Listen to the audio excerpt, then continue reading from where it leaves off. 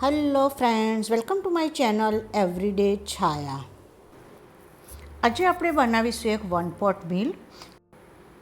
આપણે આજે tomato rice બનાવીશું. ઘણીવાર આપણને કંઈ બહુ ખાવાની ઈચ્છા ના હોય કે પછી રસોઈ બનાવવાનો ઘણીવાર આપણને કંટાળો આવતો હોય તો આ બેસ્ટ ઓપ્શન છે. તો ચાલો શરૂ કરીએ. તો આ માટે આપણે પહેલાં થોડી તૈયારીઓ કરી લઈએ. તો મેં અહીં એક વાડકી જેટલો બાસમતીને રાઈસ લીધો છે, 2 મોટા એવા ટમાટર છે, 3 કાંદા લઈ લીધા છે અને એક નાની વાડકી એવા મેં ફ્રોઝન મટર લીધા છે. હવે આપણે બીજી થોડી તૈયારી કરીએ. તો મેં અહીં થોડા એવા ફુદીનાના પાન, થોડા એવા લીલા કઢી પત્તાના પાન, મેં એક નાનો ટુકડો આદુને ગ્રેટ કરી લીધું છે, થોડું એવું લસણને ચોપ કરી લીધું છે ઝીણું ઝીણું, અને 1-2 લીલા મરચાં લીધા છે. મેં અહીં થોડા આખા મસાલામાં તજ, લવંગ, મોટી ઇલાયચી, નાની ઇલાયચી, થોડા એવા મરી અને એક ચક્રફૂલને પણ લઈ લીધું છે. હવે આપણે જે કાંદા લીધા છે તેને છોલી અને ચોપરમાં ઝીણા ઝીણા ચોપ કરી લઈશું. ટામેટાને આપણે મિક્સરમાં એની પ્યુરી કરી લઈશું અને જે આપણે રાઈસ લીધો છે એને 2 થી 3 વાર સારી રીતે ધોઈ અને એને લગભગ અડધો કલાક માટે પલાળી અને રાખી મૂકીશું. આપણે અહીં એક મોટી કઢાઈ લઈ લઈશું અને એમાં આપણે થોડું તેલ અને બટર લઈ લઈશું. બટરને આપણે થોડું મેલ્ટ થવા દઈશું. આપણું બટર મેલ્ટ થવા આવે એટલે આપણે એમાં જીરું ઉમેરી દઈશું અને જીરુંને આપણે થોડું ચટકવા દઈશું. આપણું જીરું ચટકી જાય એટલે આપણે એમાં 2 એવા સૂકા લાલ મરચાં ઉમેરી દઈશું અને પછી આપણે એમાં જે ડ્રાય બધા મસાલા તૈયાર કરીને રાખ્યા છે તે આપણે એમાં ઉમેરી દઈશું. આપણે એને ધીમા તાપે લગભગ 1-8 મિનિટ માટે સારી રીતે સોતળી લઈશું. હવે આપણે એમાં જે ચોપ કરીને કાંદો તૈયાર રાખ્યા છે તે એમાં ઉમેરી દઈશું અને આપણે એને પણ ધીમા તાપે સારી રીતે સાતળી લઈશું. આપણે એને એકદમ ગુલાબી થાય ત્યાં સુધી સાતળતા રહીશું. હવે આપણે એમાં લીલા કઢી પત્તા તેમજ ગ્રેટ કરેલું આદું અને લસણને ઉમેરી દઈશું અને એને પણ આપણે સારી રીતે સાતળીશું. આપણે એને ત્યાં સુધી સાતળીશું જ્યાં સુધી લસણ અને આદું બરાબર સતળાઈ ના જાય.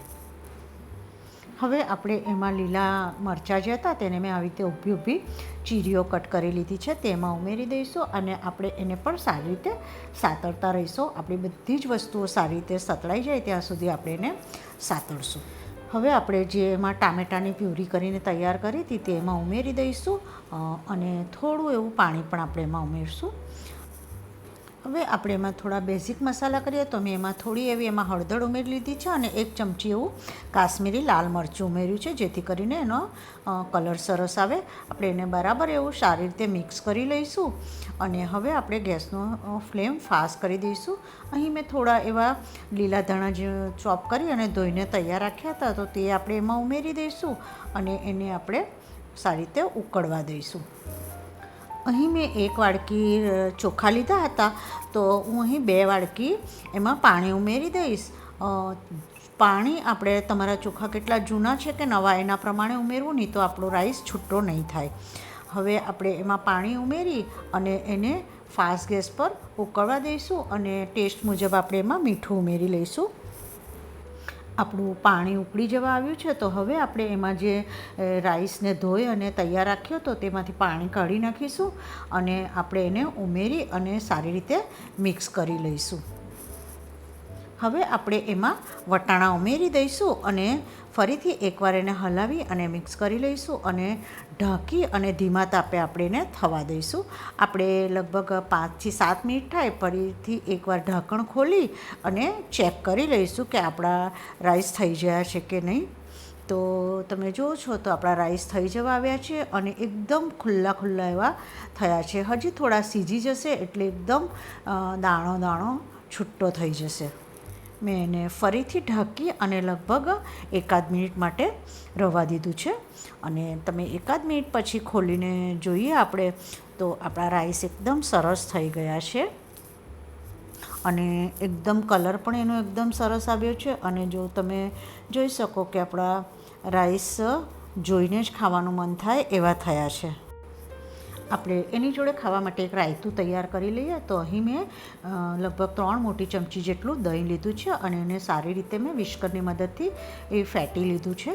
હવે આપણે એમાં મેં ઝીણી મારી પાસે કાકડી હતી તો એને ઝીણી કટ કરી અને એમાં ઉમેરી લીધી છે. હવે એમાં મેં શેકેલું દળેલું જીરું ઉમેરી દીધું છે અને થોડું એવું અહીં મેં મધ ઉમેર્યું છે. તમે દોસ્તો એકવાર મધ ઉમેરીને જોજો. મધથી દહીં બુંદી કે રાયતુંનો ટેસ્ટ ખૂબ જ સરસ લાગે છે. અને મેં એમાં થોડું એવું ટેસ્ટ મુજબ મીઠું ઉમેરી લીધું છે. થોડું એવું એમાં લાલ મરચું ઉમેર્યું છે અને થોડા એવા મેં એમાં ધાણા ઉમેરી અને એને આપણે આવી રીતે સારી રીતે મિક્સ કરી અને ફ્રીઝમાં એકદમ ઠંડુ થવા માટે મૂકી દઈશું. અને જ્યારે તમે જમવાના હોય ત્યારે એના પર દહીં બુંદી ઉમેરી અને તમે એને એન્જોય કરી શકો. આજે અમે લંચમાં ટોમેટો રાઈસ, થોડો એવો અડદનો પાપડ, રાયતું કે જેના પર અમે થોડી દહીં બુંદી પણ ઉમેરી છે અને પાકી એવી કાપેલી કેરીના ટુકડા જોડે એન્જોય કરીશું. દોસ્તો એકવાર જરૂરથી ટ્રાય કરવા જેવો 1 pot meal tomato rice. Thank you for watching my channel. અને જો તમને મારી રેસીપી ગમતી હોય તો please subscribe my channel. Like, share અને સબસ્ક્રાઈબ એકદમ ફ્રી છે.